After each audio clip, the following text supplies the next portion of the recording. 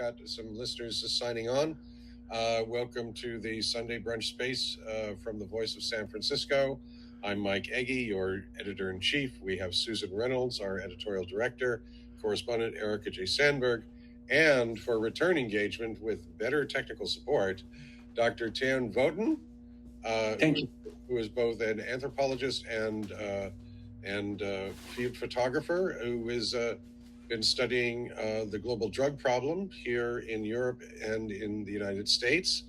He's come out with some monographs and is currently or just finished one about the fentanyl epidemic, I believe, on the West Coast. Well, I finished a book about crystal meth. Book's called Devil's Drug, Global Emergence of Crystal Meth. It just was released a few months ago. Okay. And I'm working now on a study on fentanyl on the West Coast, from Canada, Vancouver, all the way Portland, San Francisco, Los Angeles, Tijuana, and Sinaloa. My God. Canada, it's all interconnected.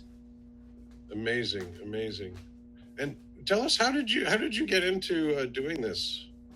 Well, it's a long story. I started out as a war photographer after my studies of anthropology, after I got my master's, and then I've been doing a lot of work in Latin America, and I always was very curious about the relationship with drugs, urban decay, urban disintegration, warfare, because drugs and war are always intertwined. Drugs as a source of income for warring factions, but also drugs used by the warring factions.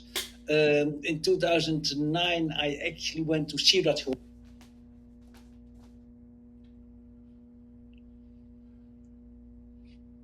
Dr. Voeten, are you still there?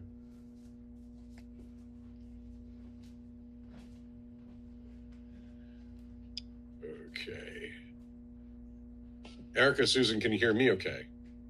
Yes, we can hear you. He's from Europe, and I don't know, X needs to get its act together here.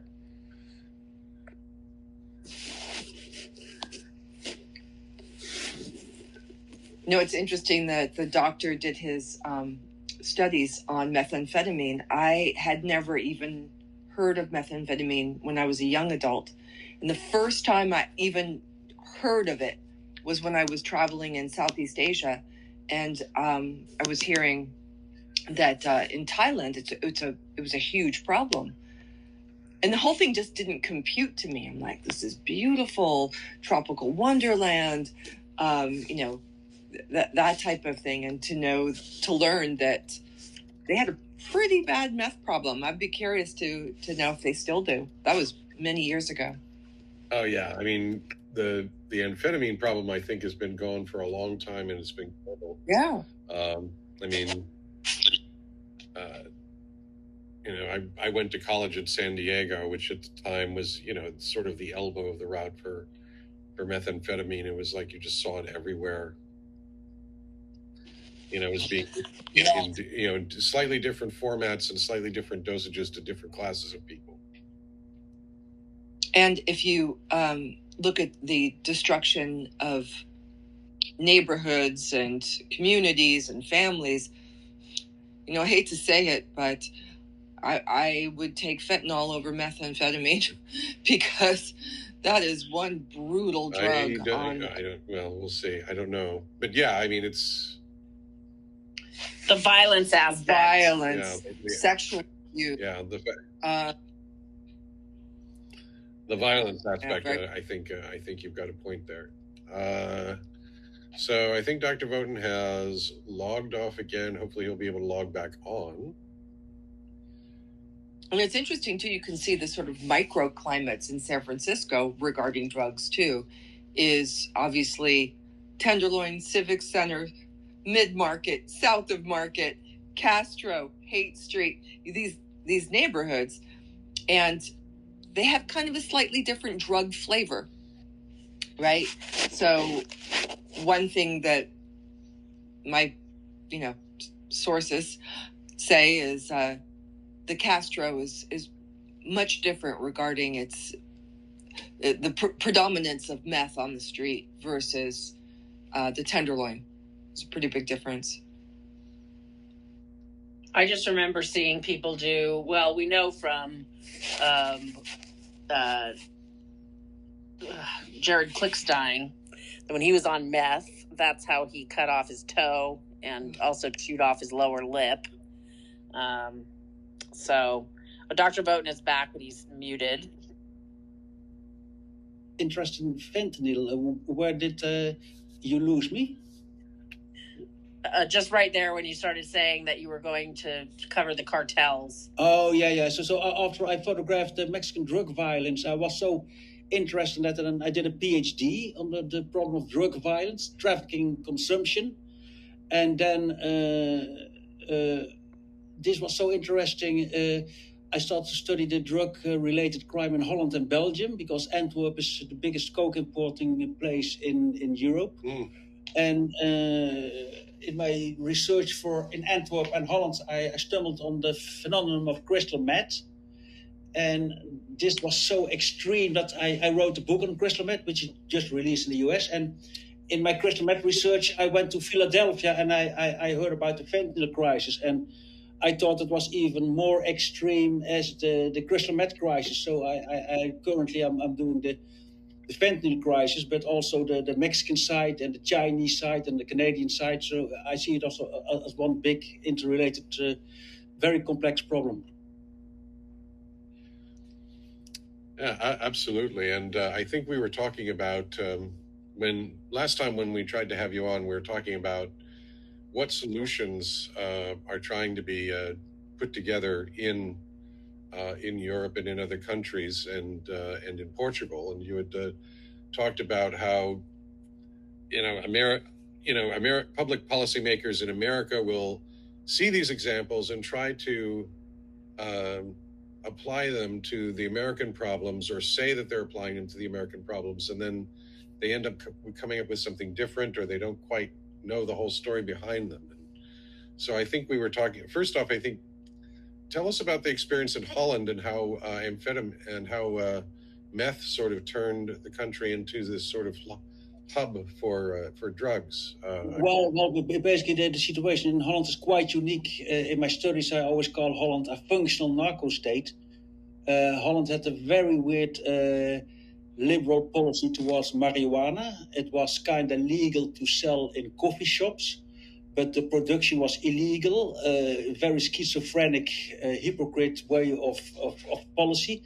So what happened was you had a great underground marijuana industry, and the coffee shop sold hundreds of ounces also to Belgium and French and German dealers. So Holland became a center of marijuana trafficking.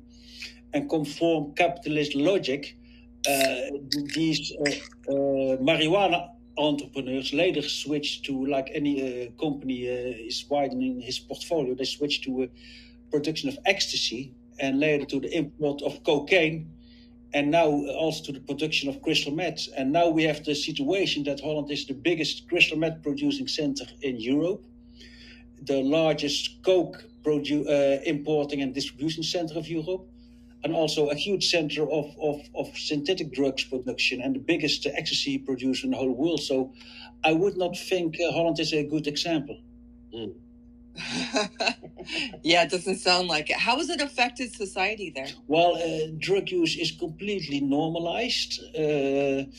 Basically, officially, it's still illegal to use hard drugs, but everybody is doing them. And people with impunity, they deal cocaine and they deliver cocaine, and all these very small traders later on become we have a very aggressive narco mafia. It's called mokro mafia because they have the roots in Morocco. Morocco traditionally is a cannabis producing country, and also they switched to cocaine. So right now we have a very aggressive mokro mafia. We have killings. A lawyer was killed, a journalist was killed. We have a lot of shootings, explosions, labs explode. And so basically, Holland is not a perfect example. The only thing is you don't see people doing drugs and shooting up on the street like I have seen in San Francisco, in Vancouver, in Los Angeles. It has to do with a couple of reasons. Can you still hear me? I'm still on air? Yes.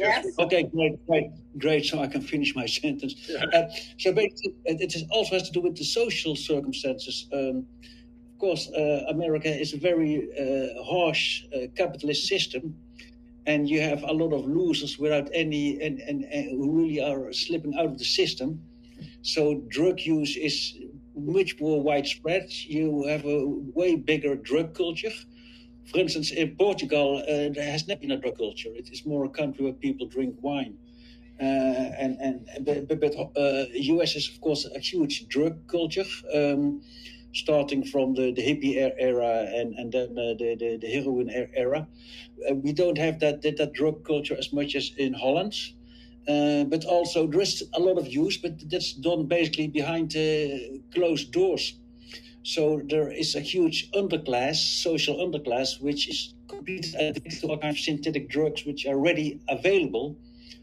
And since these drugs are already available on the internet and not even the dark web, people think it's kind of okay and safe. And I have good friends who work in addiction centers, and they tell me of the problem. But the problem is not as visible, but we certainly have a huge problem of drug abuse in the Netherlands. Wow. And the other thing is, basically, in the 1980s, we had a huge heroin problem. And since we had pretty liberal drug laws, a lot of German addicts came to Amsterdam, and they were shooting up in the center of Amsterdam. But they really, it had a very negative image. People considered people using drugs as losers. So heroin has had a very negative image. We never had Oxycontin, the opioid crisis. The oxycodone. We never had that. And the other thing is, there are so many drugs available in Holland. Holland is like a candy shop. You can get 3-MMC, GHB, ketamine, coke, normal amphetamine, normal speed. So people are pretty well educated on the risks on crystal meth and on fentanyl, so they stick to drugs with less risks. So basically, there are so much drugs around, so people choose for the less dangerous drugs. So I wouldn't say it's because of very sophisticated policies, but it's a combination of factors. But what is very remarkable in Holland, you just don't shoot out on the street. It's frowned upon. If you sit down on a sidewalk and you start to shoot up, people will make comments, and eventually a police will come, and he might not arrest you, but he may say, listen, you're causing a public nuisance, and it's not a very nice thing to do because you have school children around. And then the man is asked to leave. So the same in Belgium. If you have a big concentration of users and dealers, the police will break it up. And they will not arrest everybody, but they will just break it up. So they try to prevent that you have like a critical mass of users and dealers. Do you have dealers from other countries? And like in San Francisco, I heard you have the Hondos. We have basically people from a Moroccan immigrant background. We have some Mexicans, but most of the dealing and production is done by the Dutch themselves. And you must know, Holland has always been a trading country, a very commercial country. So I always say Holland is a country of preachers and merchants. So either they're very moralistic or they think about money and the drug business. I call it in my book narco-capitalism. The Dutch are very good in that. And they they distribute to many countries in Europe. So I have a question, because you're explaining how drugs are so prevalent. The difference between recreational use versus addiction. Are you seeing a rise in addiction, or has that been a major issue? There is a rise in addiction, but it's of course very, very subjective. Right. When are you addicted?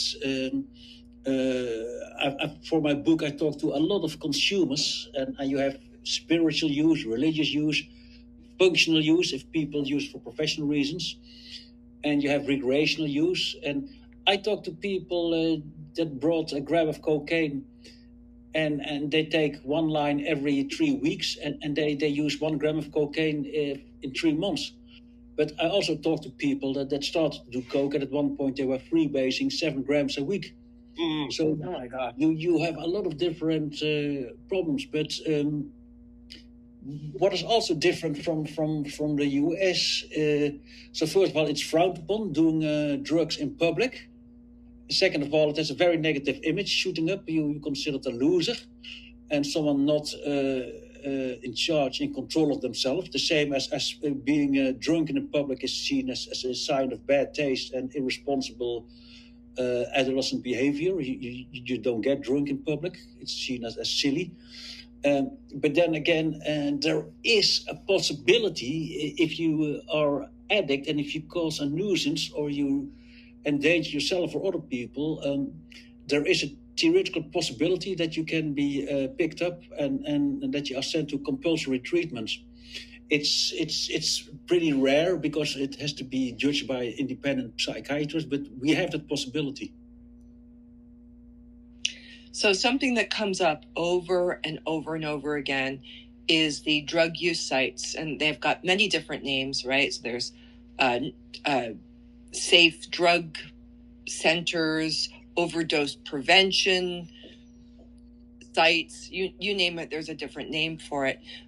What's it like in Holland there? I mean, is there, and do you see any success?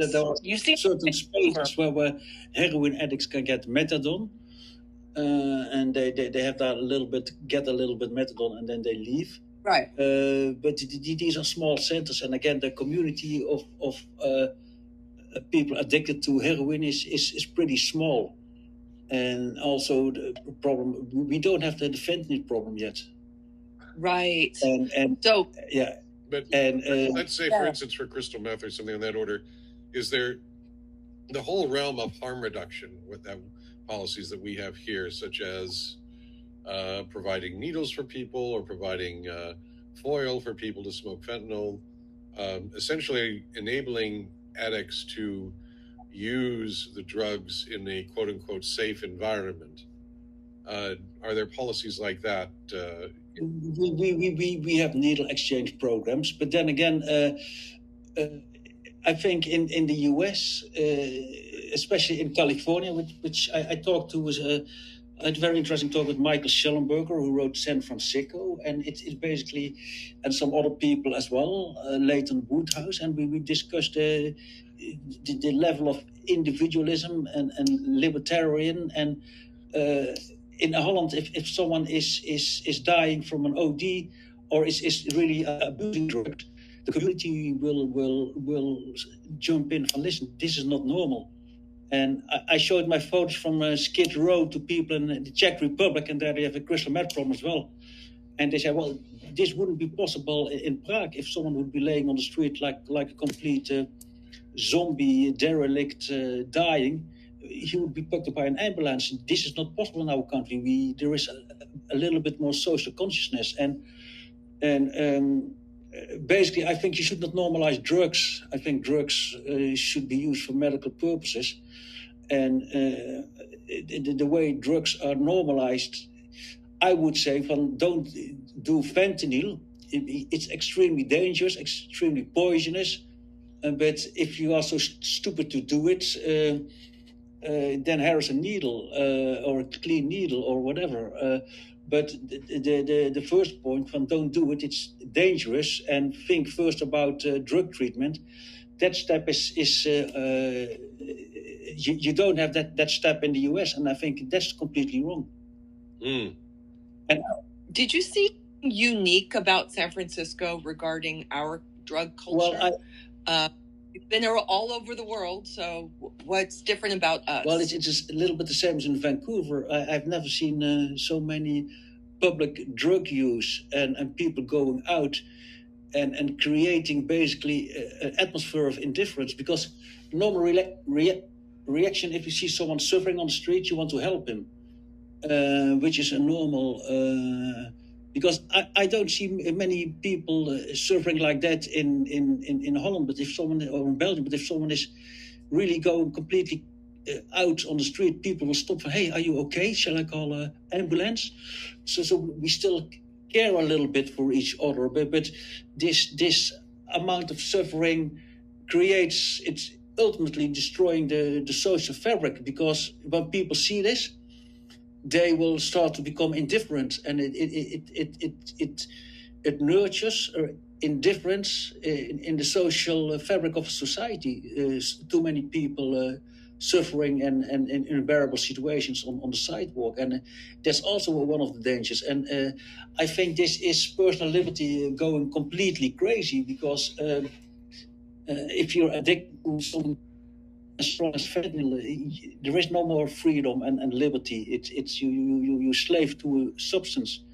And I think I'm very much. I drink a glass of wine once in a while, and everybody needs once in a while a little bit of a narcotic, but it has gone completely overboard in Western society, and all cultures have a little drug of choice. I mean, in Colombia, the indigenous people used to chew coca leaves. They have cuts in the Horn of Africa. They have marijuana in Morocco, and they chew opium in Afghanistan and China. So it's always been a drug of choice, but it was always used pretty moderate by the population, or it was in certain rituals. Like in Holland, we have carnival, and people just get drunk for 3 days, and then it's basically a drinking ritual for 3 days. Carnival, I love it too, but after that.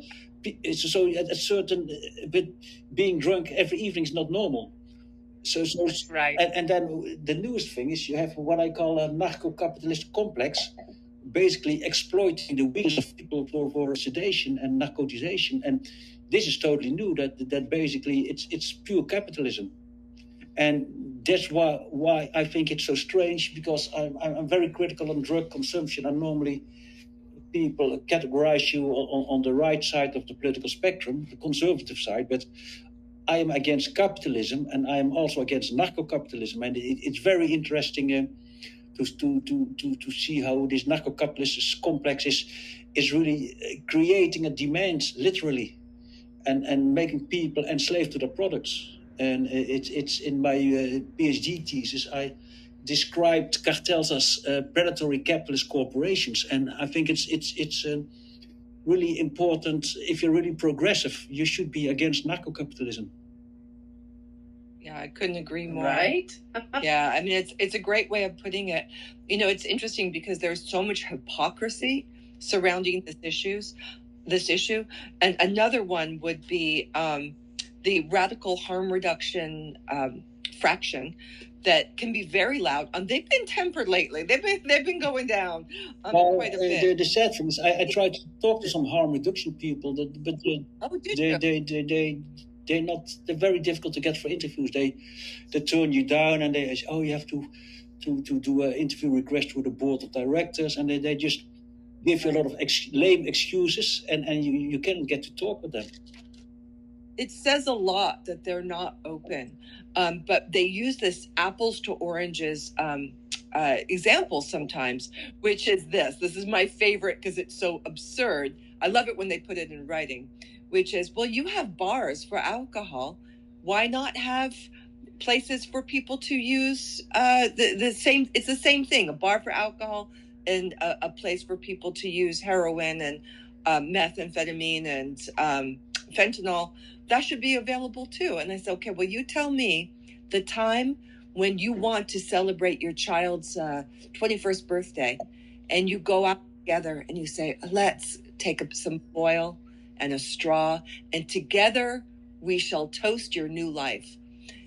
Is that the same as somebody going, I'm going to pour you a nice glass of champagne, and together? Yeah, it's completely incomparable, because alcohol kills too, but basically after 50 years of heavy drinking, and it's not if I have a couple of wine in the weekends, I will be dying. And but there are much more health problems associated. In Holland, we have a huge rise in aggressive behavior at night, and this is a combination of alcohol with cocaine. And normally, if you have 5-6 drinks of alcohol, you've had it, but with cocaine, you can drink 5 times as much, and people get extremely aggressive. So you have extremely violent behavior in nightlife. So this is a problem. But basically, fentanyl is not a normal drug. It's poison, and it should be administered under medical supervision if you really need it. And but the radical thing, I think it's a little bit the fringe ideology part of the whole critical race theory, woke theory, and I read on the website of Harm Reduction Coalition that the drug problem is very racialized, and basically, yes, there is a racial dimension, but there are just as many white people that are completely down the drain, what I have seen on the streets, as there are like black people. So stop racializing the whole issue, and stop putting it in a political perspective, and try to see it more in a humane way. There's a massive question, which is what do you do? What do you do with the dealers? Do you arrest? Do you send them back to their original countries? Do you just kind of give them a slap on the wrist? What do you think should be done? Well, you have dealers and dealers. Some people, they finance their own use by dealing a little stuff, which is not good, but understandable. But you also have like dealers that don't use and purely exploit this weakness, and they should be punished very because they, in one point, they directly responsible for the killing of people. And I was also in San Diego, which was very interesting. I talked to people from the authorities office, and you have a special team. It's called Team 10. And once, if there is an OD, overdose, death by OD, I have the impression San Francisco, they just put the poor victim in a body bag and story finished. He's going to the morgue, or he winds up in a mass grave, or he's being burnt in a crematorium, story finished. In San Diego, they're going to go after the source of supply, SOS, source of supply. And if they can find the dealer, depending how strong evidence they have, they will charge him with murder or manslaughter. And I think that's good. Yeah. And I think if you're not using yourself and you're not dealing to finance your own use, which is also criminal, but a great less criminal. But if you do not use drugs, and you deliberately sell drugs, you deliberately kill people, poison people, you deliberately exploit the weakest point, it should be very severe punishment. Yes, they're doing that in a lot of other counties as well. Don't do that shit in other countries, and No. do that shit in whatever, in the Middle East, or in certain African countries, or in Malaysia or in China, What was a lot of people in San Francisco say we should be like Vancouver. What did you observe? Well, Vancouver is fucking hell on earth. It's right now the epicenter of the fentanyl crisis. You have one avenue called East Hastings Avenue, and it's just like 8 blocks of people laying in the gutter, drugging themselves, ODing, and then people narcoting them. It's like one of the most miserable places I have ever been, and so you should totally be unlike. You should be a little bit more like San Diego. And there, of course, you have addicts as well, and I talk to them. And there's basically one block, like 3 or 4 streets, where you have like addicts. But you don't have that kind of community like you have in San Francisco or Vancouver. And I mean, dealers descend during the night and also during the day. And for me as a photographer, it's very... most of the addicts, I try to interview them, and many addicts, if they kind of have a fresh mind, they love to talk with me, and they tell me really very honest and frank stories, and I try to portray a human portrait of them in my books, also in my Crystal Meth book. I talk to many addicts. But the dealers are really dangerous because they don't like photographers. So you have to watch out for the dealers, and it's very difficult to talk with them. But then again, I think they should be very severely punished. So they do have overdose prevention sites, again, different names, but did you go into any of those? Or I went in them, and they have like safe shooting spaces as well. And it's the same thing. Right. If you want to talk to people, they say, oh no, we don't allow journalists, and you have to file. So they're very secretive. And I went in a lot of SROs also in Vancouver, but also in San Francisco, and everybody's fucking doing drugs. Everybody. Right, everyone. And I met a good friend. She was very helpful. I won't call her name, but if she's listening, she knows who I'm talking about. She was very helpful. She always received me in her SRO room with coffee. She made really nice coffee. And then she invited all her friends from the hotel, and one was doing crystal meth, one was doing fentanyl, one was doing M30s, and they all told me the stories. And she told me, listen, I hate, she was also using M30s and fentanyl. She said, I hate it. I don't enjoy it. I just do it not to get sick. And she told me, it's very difficult to quit if everybody around you is doing drugs. And then I was shocked to hear, I went to that meeting at City Hall. So if I understand it right, there is now a proposal that they want to set apart 25% of supported housing completely drug-free, and then the harm reduction people are against it. But I think it's crazy. I mean, if people want to quit, they should be put, if they want, in a drug-free environment. Yeah, they're never going to quit.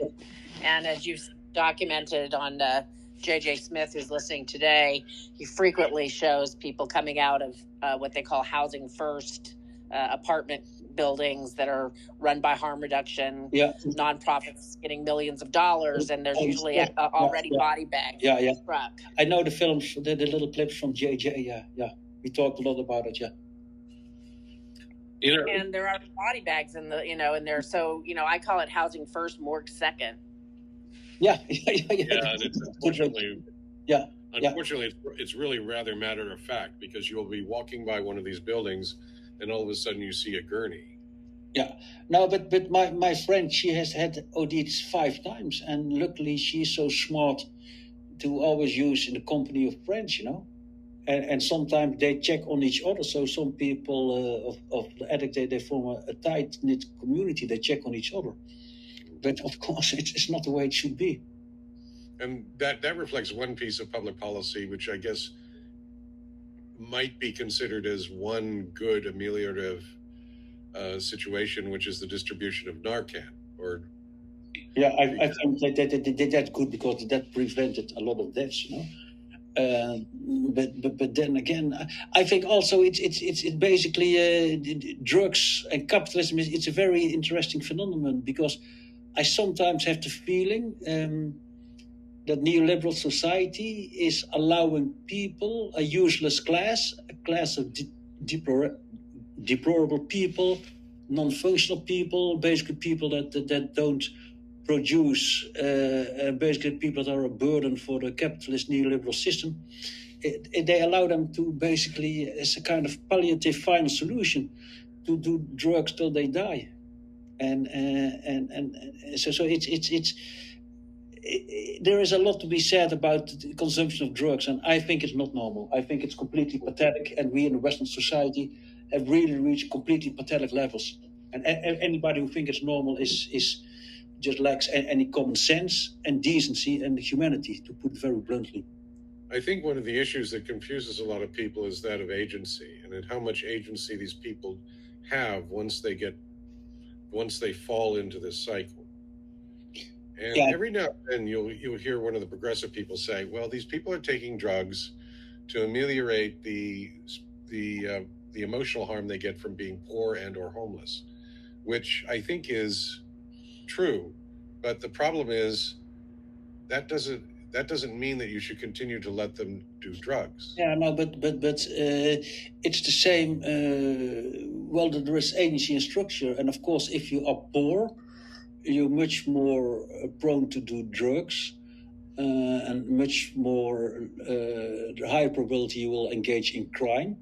But there are also many people that are poor and come very back low on the socioeconomic status, and they don't choose drugs, they don't choose crime. So there are still other possibilities, and it basically makes people like completely like passive objects. So you're poor, so you're gonna do drugs. Well, that's not the case, and why people do drugs is very complicated. And I talk to so many people, a lot of people do to kill the emotional pain, self-healing, trauma. I heard horrible stories, self-medication. I don't think medication is a good word, but you know what I mean. So there are many reasons why people do drugs, and I think it's very one-dimensional, simplistic to say, oh, because of poverty, people do drugs, and which is also a way of making excuses for these people. Oh, and actually it's very patronizing, basically patronizing. You basically saying, oh, these people are poor and stupid, so they just do drugs. But it's a very complicated discussion, and I'm surprised. I thought always America has produced some great philosophers and political scientists, but I'm pretty amazed at which emotional and hysterical levels this debate on drugs is conducted, and which is also very interesting. And this is the concept of Rob Henderson. It's called luxury principles, luxury beliefs. Basically, luxury beliefs. Yeah. And I use it. I mentioned it in my Crystal Meth book, Drug of the Devil, as well. I mean, a higher class can basically handle drugs responsible because they have a mortgage to pay, they have a loving wife and children. I hope the wife is loving at least, but if you have nothing to lose, that's when the damage of drugs get obvious. So people think, oh, drugs. I mean, I've used a couple of hard stuff as well, when I was a young kid experimenting, but I said, why should I get addicted? There are so much more interesting and exciting things in life than just doing drugs. And this holds for many people in the upper class. But for people who have nothing to lose, who have nothing going on in their lives, drugs are really very tempting. And I think it's a complete lack of empathy to say, oh, I can handle drugs very well. I take a snort of coke Saturday evening. So basically, coke should be legalized. I think it's completely insane, and a completely lack of empathy. Do you think that we have people here that want to use the 4 pillars? Jackie Fielder of District 9 supervisor, she wants to use the 4 pillars model. Mind you, this is someone who during 2020 was wearing defund the police masks and selling them online. So she clearly doesn't believe in the 4th pillar. Can you talk a little bit about the fact that people here don't understand that there actually is some consequence for using and dealing drugs in other countries? Yeah, I mean, if you deal drugs, well, in Eastern Asia you get life in prison. In Holland, Holland has pretty liberal drug laws, but if you deal drugs, you will be arrested. Big amounts in Belgium, even for small amounts.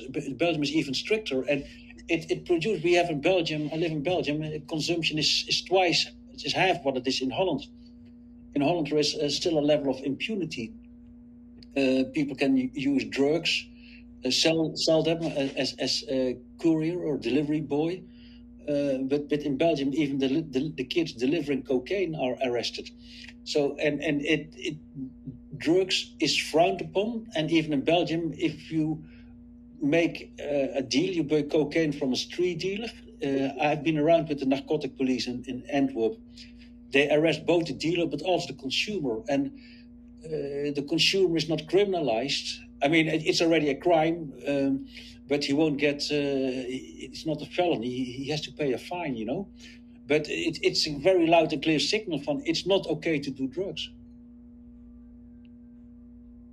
And it's punished. Where we have this misconception here, people like Jackie Fielder who have just read about it, don't do any actual research. There isn't. It's not a free for all like it is in the tenderloin or soma. No. There are consequences, and police are constantly discovering crystal meth labs and ecstasy labs, and there was stiff punishment on that. And we have like some harm reduction organization. We have also like the group called the Mainline, and they give advice if you having a chemsex party with crystal meth, how to do that safely, and they think it's normal. Well, I talked actually to a lot of crystal meth addicts involved in chemsex, and it's a completely pathetic scene which should never be normalized. I write all about it. It's too complicated to explain this in a couple of minutes. I had a whole chapter on chemsex, and I quote a couple of psychiatrists who told me with crystal meth, your sexual lust become very compulsive and will never be satisfied, and it's something not healthy. And then you have a group basically facilitating and giving people advice. Oh, you should do this, you should do that. So we have in Holland some kind of, but the normal in for instance, Holland it's they have a big production and import business of synthetic drugs, all the new psychoactive substances, synthetic catechinogens, ecstasy, 3-MMC. They have like a couple of hundred of drugs. In Belgium, if you sell them, you're arrested. In Holland, you can just order them online. And people are afraid that sooner or later these drugs will be contaminated with fentanyl as well.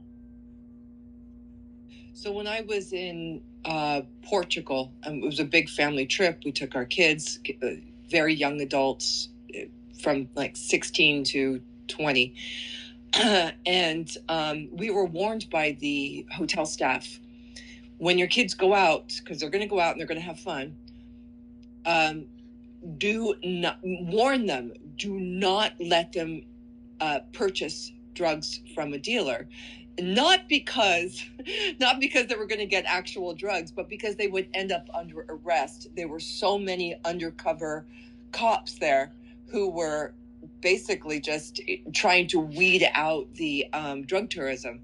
Do you know anything about that in Portugal, or I don't know if that's... Well, I've been only a few times to Portugal, but then again, I told you, Portugal is not a drug-consuming country. It's a very Catholic, traditional country, and it's frowned upon, and it's considered lack of discipline, and people have wine and beer, and they don't need other drugs, and so it's completely. And right now, Portugal has become a staging point for smuggling of cocaine from Latin America, because the ports in Antwerp, Hamburg, Rotterdam are better guarded. And now you have cocaine traveling to West Africa, completely destabilizing these countries. And then the cocaine from West Africa is smuggled through old Sahara routes, through Morocco, and from there by speedboats to Morocco, to Spain and Portugal. So they have a new problem as well. So I don't think Portugal, you have a complete different, you have a lot of social cohesion. People are not left alone by the families. Like here, I talk to addicts and people using drugs, or people with substance abuse, whatever you need to call them. And they haven't seen the family for years, for 10 years. It's very rare in Holland, in Belgium, and Portugal that such a thing happens. Yeah, I think one of the issues with places like San Francisco is that, one of the sort of the building blocks of San Francisco culture is that this is a place where people can come if they're not accepted in other places. And there's been good legacies of that, and there have also been bad legacies of that. And obviously we're talking about one of the bad legacies here today. I mean, I'm a bit of an outsider as well, but I don't do drugs. And it's San Francisco. I love the city. It's a great city, beautiful. But it's so sad, this social disintegration, and not only in Tenderloin, but also in Soma, south of Market, and the Mission District, and then What did you think about what you saw on Julian in the Mission the day that we covered the rally? What did you think about what was going on in front of the it's project? one of the residents. He said it really loud and clear. When I have to bring my children to school, I have to navigate people injecting drugs on my porch, and people blow fentanyl smoke in my window.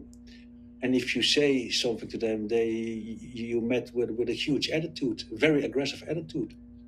And I mean, I've been seeing people using drugs, and if they cause any nuisance, they excuse themselves, they apologize to other people. But obviously not anymore in San Francisco.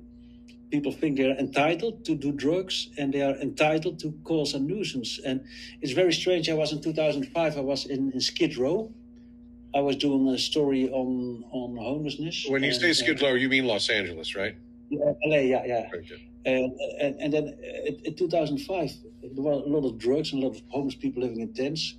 But it was basically alcohol and crack and a bit of heroin. But people were using it very discreetly. They drank the alcohol from brown paper bags, you know that, of course. And if they wanted to shoot up, they went into a very dark alley or in a portable patio. They went inside the tent. Nobody was completely using it open on the street. And when I went for my crystal meth research 2022, everybody was just doing completely open, even at the needle exchange. And I met one addict, a very nice man. I mean, most addicts are very nice people. And his name was Scotty. I described him in my crystal meth book. I said, hey, Scotty, how do you make your money? He said, well, it's very simple. Just come with me. And he went to the needle exchange and said, hi, Scotty, how are you doing? Good morning. And here's your bag. They give him every day a bag with 40 needles. And he said, listen, I need only 4 needles, because I shoot up, I slam meth 4 times a day. So the rest I just sell. And this is what some people call harm reduction, because when you think about the needle exchange program, you think about a really poor, down and out addicts handing out, coming with one dirty needle and getting one clean needle back, and that's the way it should be. And that's the way I think how it started. I photographed a needle exchange program in 1989 in New York City, and it was still kind of illegal. But now these needles are handing out like candies, and people make a business out of them. And it's what do you say? No, I'm agreeing with you. I think one of the words that we haven't addressed today, which is so predominant in San Francisco and probably throughout Canada and the rest of the United States, is the word stigma. We are absolutely terrified that we might stigmatize a user. I read a very interesting article. I think it was in the Atlantic. It even has my photos. The title was "Drugs Should Be Stigmatized." Right. And I think I'm not saying you should consider drug users inferior people, because they're humans. They have a weakness, but it should not be considered normal. It's not normal that you walk your school children. And I grew up in the countryside. I never heard of hard drugs till I was 23. You know, it was not available. We had little weeds in our little town, and we did that only on Saturday evening. A little hit, very little. But the rest of the time, I was just in the woods having innocent youth, fishing, watching birds. And you should not, your kids should not be exposed to people shooting themselves up with potentially lethal substances on your doorstep. And absolutely, that is what should be stigmatized. Yeah. That behavior. Yeah. People, you know, I have a sibling who was a heroin addict, and it was a long road to recovery, but it's been 20 years. And is she stigmatized because she was a heroin addict? Absolutely not. It's not. A stigma means something that goes along with you perpetually. It's a stain. It is a permanent fixture of yourself. We're not. I don't I think it's really misused. That term is misused. I think drug use should be stigmatized. And, Right. and of course, the people, deliverance is possible, redemption is possible. And we've seen it, I think he's listening to Mr. Wolf. He was like doing drugs himself, but the redemption is possible. And if someone makes a mistake, you should not judge him years later. But I think drug use, the activity, should be absolutely stigmatized. Yeah, and Tom is on right now. I can see it's an antisocial activity, and also I photographed a lot of Mexico, and I've literally waded to the blood. I lost two good friends to a Mexican journalist. They were killed by Mexican drug violence. So for me, it's a real problem, and this drug violence is facilitated by the drug consumption in the West. If I'm not saying everybody that takes a snort is killing people, but you're part of the problem, and you facilitate and you finance a narco-terrorist complex. And I already used the word narco-terrorist complex 15 years ago, and I think Donald Trump is right now using it. But in a way, he's right. It's a narco-terrorist complex.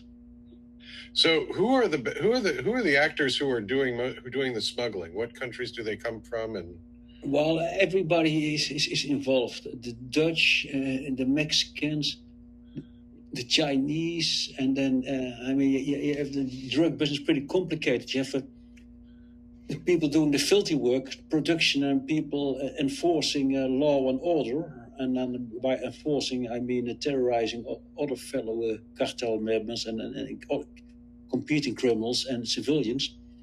But you have also like a large layer of groups facilitating drug trafficking, and these are the banks and the lawyers and financial institutions laundering money.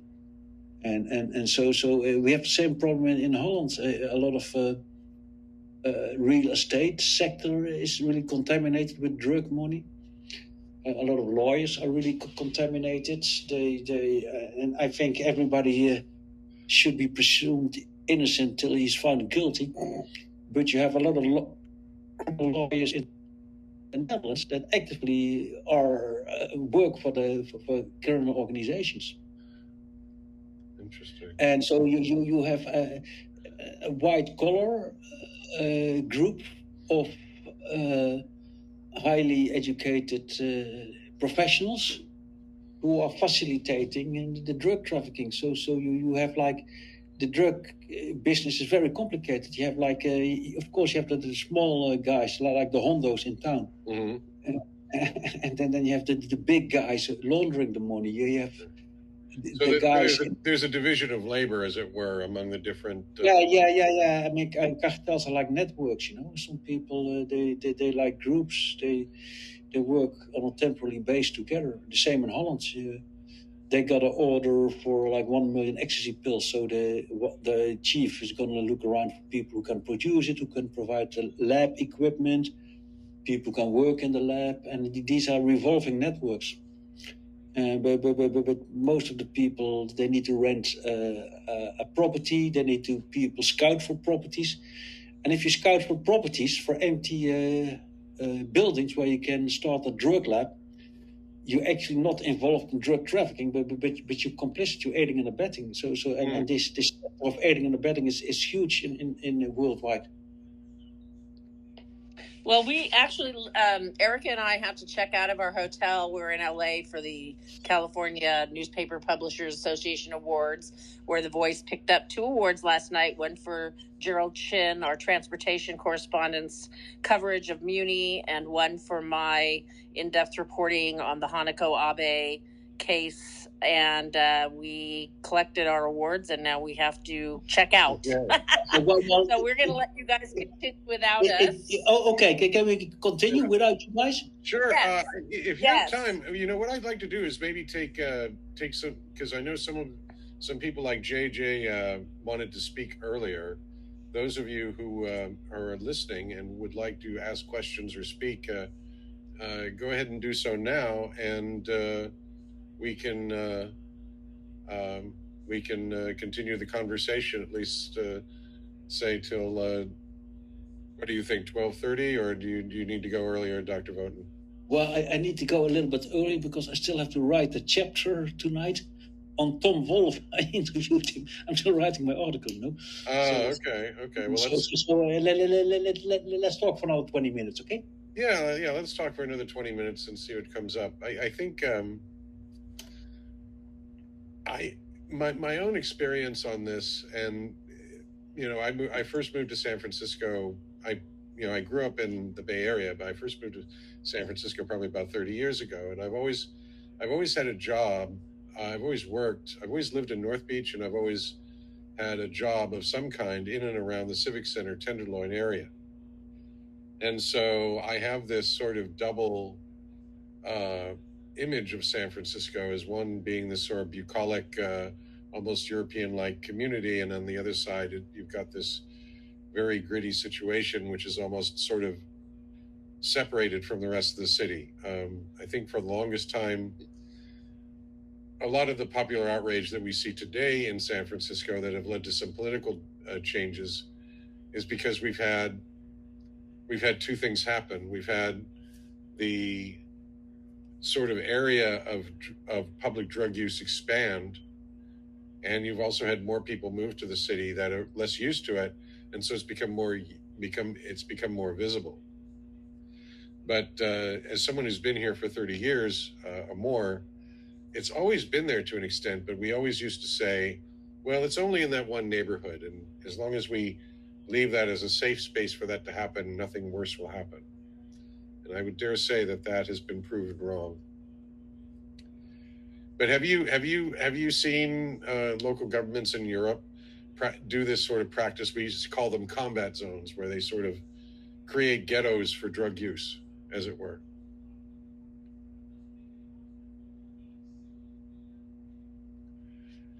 And can anyone else out there hear me?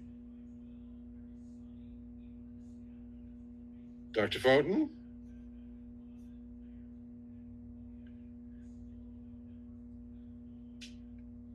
We may be having another one of our wonderful technical problems again.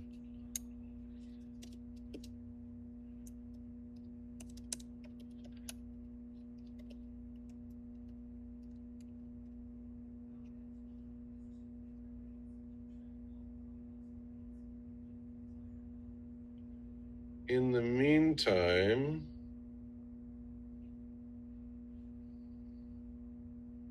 there we go. Let me see if I can get back on there as a speaker.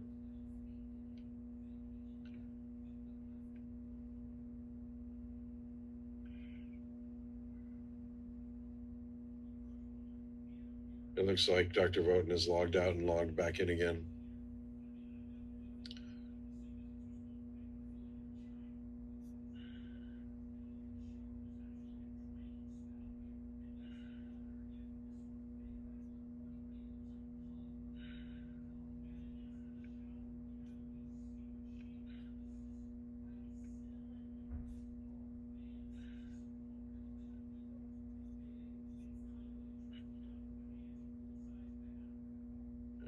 Okay. So at this point, I don't know if people can hear me at this point, but says I am burst to dead air. I think what's probably going to happen in the future of this little experiment. We've only been doing this for about a month or two. Yes, I can hear you now. Oh, okay. Perfect. Great. Yeah, no, it depends in like different areas, different cities. You have different policies. For instance, I used to live in Antwerp, and we had a pretty strong mayor, Mr. Bart de Wever. Currently, he's Prime Minister of Belgium. And he had a pretty strong attitude against, people call it a war on drugs, but I think war on drugs is a completely insane term, because there are no fucking military entering coffee shops and killing and rounding people up and executing people. It's not a war on drugs. It's basically a struggle against narco-capitalist organizations, very legit. But there was an Antwerp. But for instance, in Brussels, the capital of Belgium, has a very weird government structure. You have like 19 communities which form Brussels, and every community has its own mayor. So there is a very deep. And I think he may have just dropped off again. Dr. Voeten?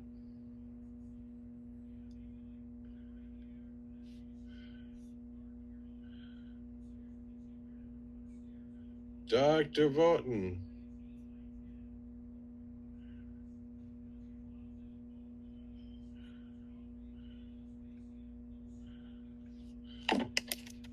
Okay, I just DM'd him again.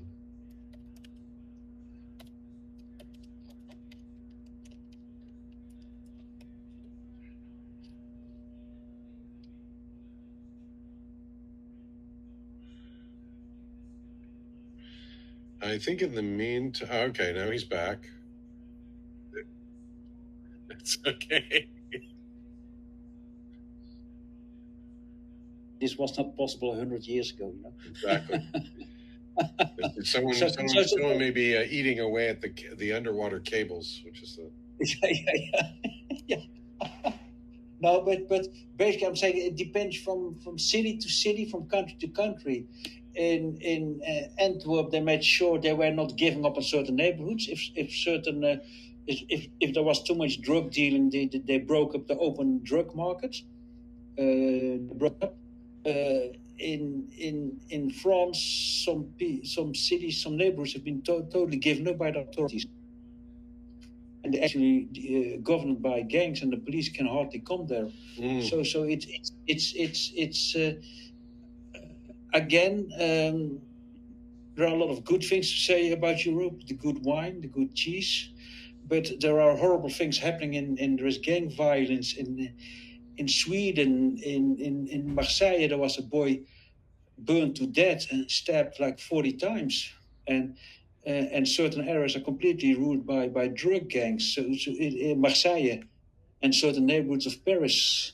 So it's in Brussels as well. There are recently a lot of shootings in certain neighborhoods, and other neighborhoods are completely fine. So it totally depends what city, what neighborhood, which country, and who's in charge. So the former mayor of Antwerp, Bart de Wever, who's now Belgian Prime Minister, he had a pretty hardcore approach on strict drug policy. But the mayor of Amsterdam, Mrs. Halsma, wants to legalize coke. So you have different approaches. Interesting. You still there? I am here. Can you hear me okay? Okay, am I the one who dropped off this time?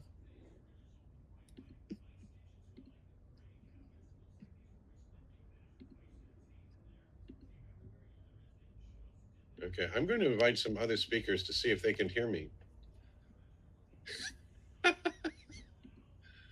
Let's see what happened here. Is Tom still there? I'm not seeing Tom, but I see JJ. If anybody else wants to speak as well. I think Dr. Voeten is logged off and logged in again, or is in the process of logging in and logging out and logging in again.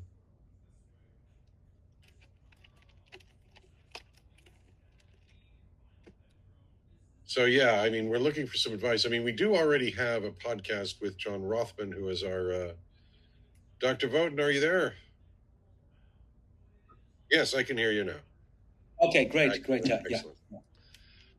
Yeah, we were just talking about how we'll probably be migrating this to a proper podcast in the future. Yeah. And so in other words, it tends to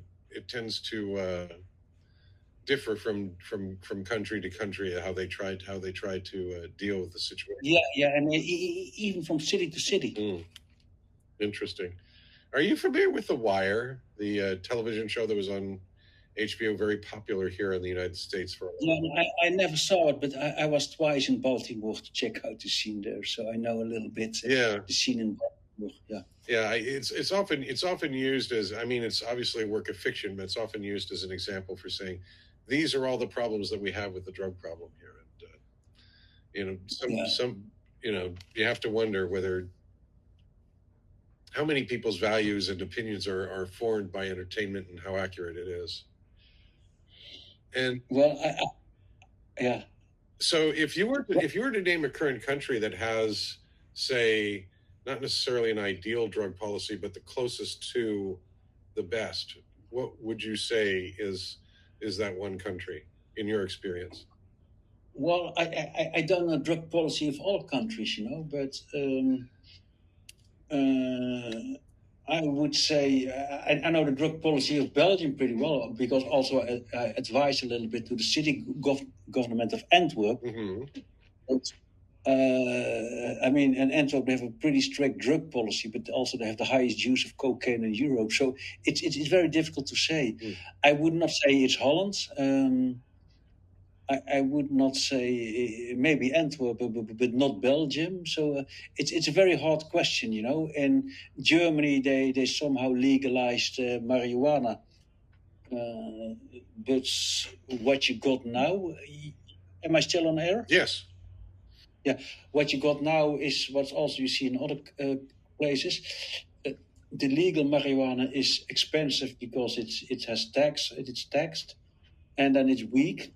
So you have underground black business of black markets of marijuana, which is stronger and cheaper. That is and right now, interesting that you mentioned that because that sounds very much like what's been happening in California. Yeah, absolutely, and it's happening all over the place. And also, if you make marijuana more legal, there will be more use, there will be more consumption, and we all know, especially the strong marijuana of these days, is very harmful, especially for young adolescents who have still developing brains. And so marijuana is not as innocent as people think it is.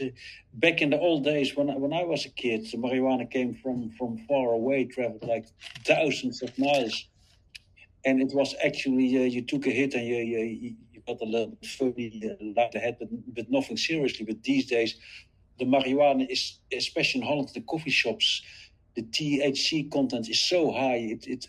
I would consider it a hard drug. So and then so in Germany they somehow legalize it, or they made the German love rules and legislation. So they have a very complex structure of so-called marijuana grow clubs and whatever. It's if I would be smoking a joint, if I would want to smoke a joint, I would say, well, listen, I'm sorry, this is too complicated. I just go to the black market. And so there's too much red tape if you want to get legal marijuana. Right. So the Mokro Mafia, the Dutch Mokro Mafia, who's in the coke business right now, they started with the illegal marijuana business in Germany. So it's all very complicated. Interesting. There is no easy fix, and it's like this. You have to adapt. You have to accept the idea that people will do drugs, and some people will do it in a somehow responsible way, but other people will do it in a very irresponsible way, causing harm to themselves and to society. Right. And you should really go for harm reduction, but I'm talking about social harm reduction, not individual harm reduction.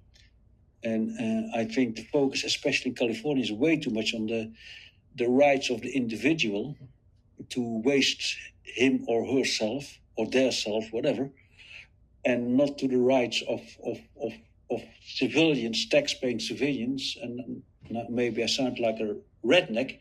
But if you pay taxes, you have a right to a safe environment. Well, yeah, I mean, that's exactly it. I mean, we had actually, I think over the past decades, it's been sort of drilled into city governments that sort of based on what some criminologists like James Q. Wilson have put out there is that if you have a ravaged environment, it's not just about blight, it's about the fact that it attracts crime. If you don't if you don't encourage neighborhoods to maintain themselves, if you allow the broken windows, as it were, to stay, then you're going to attract blight, and it's going to become a refuge, as it will, for illegal activity. Yeah. No, but that's what I was saying before. It creates, it nurtures indifference in people, and it ultimately destroys the social fabric. Right. And so the damage, the harm caused by public drug use is often underestimated, and you cannot quantify it. You cannot quantify. I mean, social cohesion is not a thing which you can measure independently. Right. And you can say, oh, social cohesion dropped 12 points this year because of public drug use. So it's all very complicated. But if you talk about harm reduction, I think that's the harm to social cohesion should be discussed as well. Exactly. And I think that what's kind of ironic here is that there's a tendency in American politics to steer away from, at least in the liberal tradition, to stay away from social engineering, or what the usual bad term or a derogatory term is, social engineering. But at the same time, in drug policy, we've allowed for this sort of adverse social engineering by neglect. Yeah, but if you arrest criminals, is that social engineering? I wouldn't call. I mean, if you interpret it, if you're really radical, you would say it's social engineering, because you interfere in people's liberty to commit crime, and you want to create a crimeless society, which is social engineering. But it's a very emotional discussion, and there are many ways you can engineer and steer a society. But in a normal, moderate, common sense society, like irresponsible behavior, which causes damage not only to the individual but also to the community, is not accepted. Exactly. So earlier you were talking about your experience as a war photographer and the role that drugs often play in wars. Could you talk more about that? Well, it's very interesting. In my crystal meth book, The Drug of the Devil, I'm sorry for making a little bit publicity, I describe how crystal meth was used actually by the Nazi Germany as an energizer to get Germany out of the depression slump and to feed its soldiers. And the soldiers executed the Blitzkrieg, Nazi soldiers, the Wehrmacht, executed the Blitzkrieg high on crystal meth. And the Allies bombing the Germans, the pilots, they had sometimes sorties of 20 hours. They were using amphetamine, the normal speed. So drugs have been used in all wars. And I read this very interesting book from Kamienski, a Polish political scientist. The book is called Shooting Up, Drugs and Warfare. Extremely well documented book. I actually met Mr. Kamienski, very interesting man. And he says 4,000 years drugs, all the Greeks were using drugs. Napoleon was using drugs. All the soldiers, they got half a liter of red wine. And a little bit of red wine is good, and too much is not good. I was in Sierra Leone. I was hunted down by child soldiers, and most of them were high on dope. It's called brown. It's a mixture of amphetamine, cocaine, and gunpowder. Very strange, but the jihadis in the ISIS, they were fighting the jihad on jihad drug called captagon, which is a sort of form of amphetamine type stimulant, which also makes you lose all fear and makes you feel like you're invincible. And I talked to some drug dealers in Mexico and to some sicarios, and they ran assassins for hire. And I read a lot about it, and most of them committed horrible crimes influenced by Rofinol or coke. So you need to kill. And in my PhD thesis, I studied how people can kill, and what the facilitating mechanisms is changing your mental state with drugs, and it's very common. Okay, Let's see. I've got a request to speak from Marissa Cat 3. Let's see if she has a question for us. Hello? Marissa, are you there? I think she's on mute for some reason.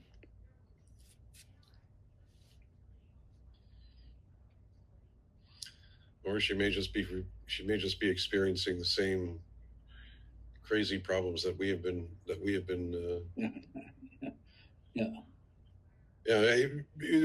just sort of expand on the point of drugs being used as artificial courage or to keep people awake in war. The two things that I keep thinking of are the etymology of hashish, the name hashish.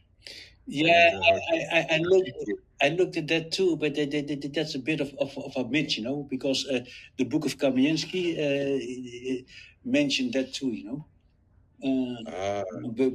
But a mild form of cannabis use, same with alcohol, might give you courage. And again, too much alcohol or too much cannabis makes you a little bit passive. So exactly, the thing is the right amount, you know. Exactly, that's what I figured as well. Yeah. And also, I'm opening my refrigerator here, and I still see a box of. Someone sent me a box of Coca-Cola, which is it's that German candy with the caffeine in it. Okay. Yeah. It sounds pretty hardcore as well.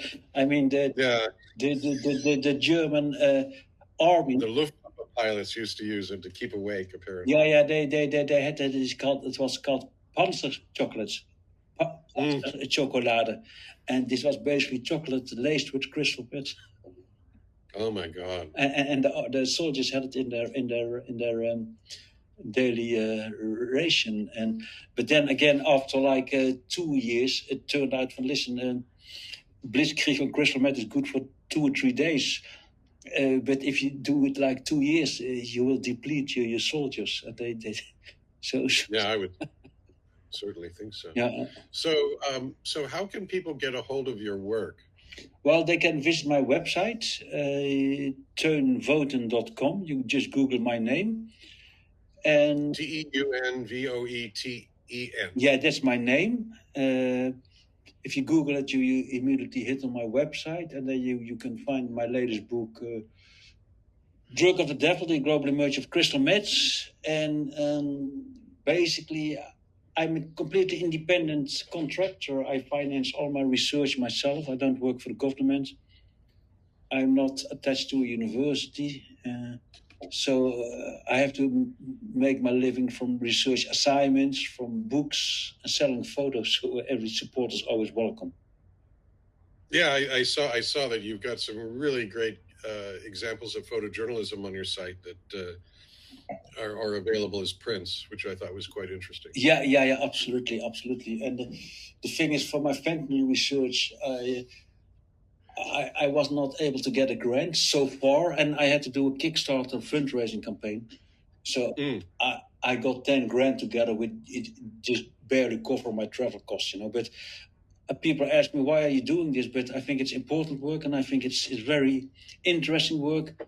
I meet great people like JJ Smith, who's actually listening. Hello, JJ. Thanks for being here. And I meet amazing people, and in my work, I meet the good and the bad and the ugly. But I meet so many ugly people, but I meet also so many good people, which keeps my hope up in humanity. That's good to hear. Yeah. It's sort of a light at the end of the tunnel. Yeah. It's a sentiment that I find a lot in a small community of people that are looking at drug policy in San Francisco. Now, with one of my greatest projects, I lived 5 months with homeless people in a tunnel in Manhattan. I wrote with tunnel people, and most of these people had severe abuse, substance problems, well, smoking crack. But I met incredibly funny people, incredibly brave people, and some people had a miserable life, but I met also like the most courageous people. And the same in war zones, you meet the cowards, also amazingly courageous people. And that's what makes my work so interesting, and that's why I keep on doing my work. Interesting. Well, listen, thank you so much for sharing your experiences with us and your time. I'm glad we were able to finally get together in a way that you could get most of your message across. Yes, and hopefully we'll be able to, this will give us more impetus to morph this into a more formal podcast. And, those of you who are listening, please spread the word about the Voice of San Francisco at thevoicesf.org, as well as teunvoeten.com. And let's keep doing and learning more about what we can do to improve our lives in San Francisco and elsewhere. Thank you, and I hope to be soon back in San Francisco. Great. Yes, please let us know when you come back. Okay. Thanks. Okay, take care. Thank you so much. Thanks so much. Bye-bye. Bye-bye. And it is 12:20 right now. So unless somebody requests to speak right now, I'm going to go ahead and sign off. But before I do, just advise some folks. Those of you who have not subscribed to our newsletter, I would encourage you to do so. Visit our homepage and hit our newsletter. A couple of the interesting stories that are going to be coming up. I think if you've been reading some of the other news outlets, they've finally sort of been printing stories about what we've been hinting for the past few months, which is that the situation with the Great Highway is now all of a sudden being co-opted into the citywide political rivalries. And I was a bit surprised that people didn't catch on to this right away, simply because back in 2023, when we were voting on car-free JFK, if you watched the Recon Park Commission meeting, you saw who voted against it. Well, they all voted for it, except for one vote that shocked all the other members of the commission. It was from Larry Mazzola, who is from the Building Trades and the Plumbers Union, Building Trades, Labor Council, nonprofit community. They're all part of that progressive coalition that right now Aaron Peskin, I think, is sort of inherited. Maybe did not necessarily want it this bad, but he is sort of the Ogosho of the progressive movement right now, the retired shogun, being forced to orchestrate things behind the scenes. And we'll see how far his patience can take him on that. And hopefully we'll be able to talk more about that in future newsletters and future issues and in future episodes of this audio experiment. So thanks so much for coming along and listening. I am available as always as Mike at mike.ege@thevoicesf.org. Or you can DM me on Twitter. My DMs are open. Especially if you've got any tips for new stories, we're always up for those as well. Have a great Sunday.